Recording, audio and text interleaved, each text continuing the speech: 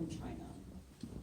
It was a very long process, and I think it would be reasonable to expect that one would take a very long time to shed the indoctrinations that you received in China for however many years you lived there. Like, iceberg wasn't frozen in one day, is what we say.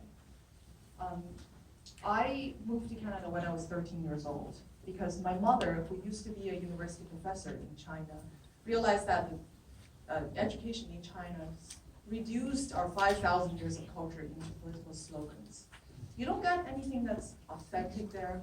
And I think this is the part that maybe Westerners would have difficulty understanding is how much the Communist Party has structured the society to make you feel like you need to be aligned with them unconsciously. For example, my father was a very successful businessman in China, and my mother was a university professor.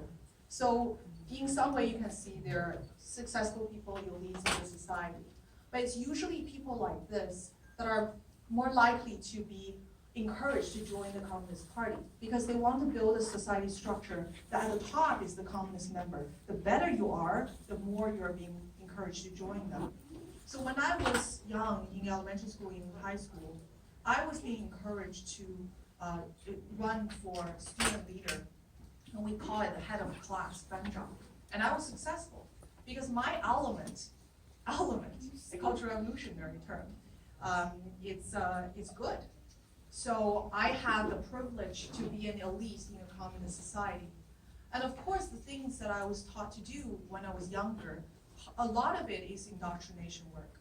Since kindergarten, you would have these political education classes where children are taught songs to see how Communist Party is closer to you than your own mother. And nowadays they teach it in Confucius Institute in the West. So you don't have to go far to hear them. And if you want to see Caucasians who sing songs like this, praising Mao, go to Confucius Institute. And so once you're sort of being brought up in that environment and you don't have another source to get an alternative truth, then you sort of, it enters into your subconsciousness. Anything against the Communist Party is almost like the feeling is like against the broad universe, a motherland that has raised you, nourished you, made you who you are today. Your accomplishments belong to them, are their accomplishments. It's not yours. It's not individual. Then after a while, you're sort of like, so what is mine?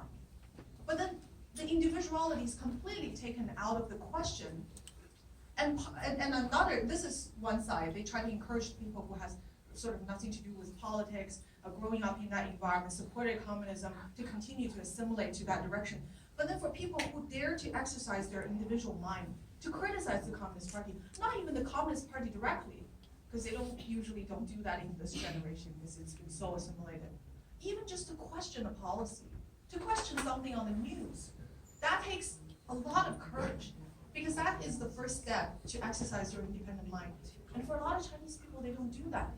That's why part of it, we see a lot of Chinese overseas students. When you talk to them about Hong Kong, when you talk to them about Uyghurs, Falun Gong, Tibet, they don't want to hear about it because the self-censoring, the filter is built internally. When they hear things that are opposed or different from what they're used to, for them it's a danger. It's a danger that they should stay away from, and they won't dive into it. And I really have my mother to thank for opening up my mind. And she wasn't really intentionally trying to make me learn a certain things or become a certain way. What she did is, when I was 14 years old, I remember, she brought back home two things. One is a newspaper. I think at that time it was still a Hong Kong newspaper. At that time, the speech censorship wasn't as heavy as nowadays, so they still talk about Tiananmen massacre. And another one is a flyer of Falun Gong. So both these things I have never really heard of in China in a way that you would in the West. I've never heard of Tiananmen massacre. Believe it or not, I was born in 1990, January 1st. That's half a year after Tiananmen massacre has occurred. And in my entire 13 years, I've never heard of it in China. And about Falun Gong, I was part of the student team that was helping to indoctrinate my fellow students to teach them, oh, this is bad, they're cold, they kill people, they're bad. Only afterward, I learned from the flyer that they're Buddhist practitioners who are being persecuted and they practice Qigong. And if without persecution, they might just be practicing their yoga in the park. So after learning about that, I went to do more research. And I think this is the part where my entire worldview has flipped. It only takes one story or one truth to make you realize that your entire life of indoctrination, your knowledge is based on a lie. It might accompany with a profound indignity. It might shook your core, your foundation at the beginning, because it's like everything I thought was true was wrong. But then if you keep going, it would really, for me, it's a sense of freedom. Because now you're actually free to utilize your own thinking, make your own decisions. You have to be responsible for them at the end, but you can. That is freedom. So and then I went to join human rights protests and parades to learn about the democratic process in the West. And that's another thing that Chinese people from mainland usually don't do, because they never voted in their life. And they don't know that you can actually put a vote and that will create a real change. So they're not familiar with the process, they're not familiar with the democratic institutions.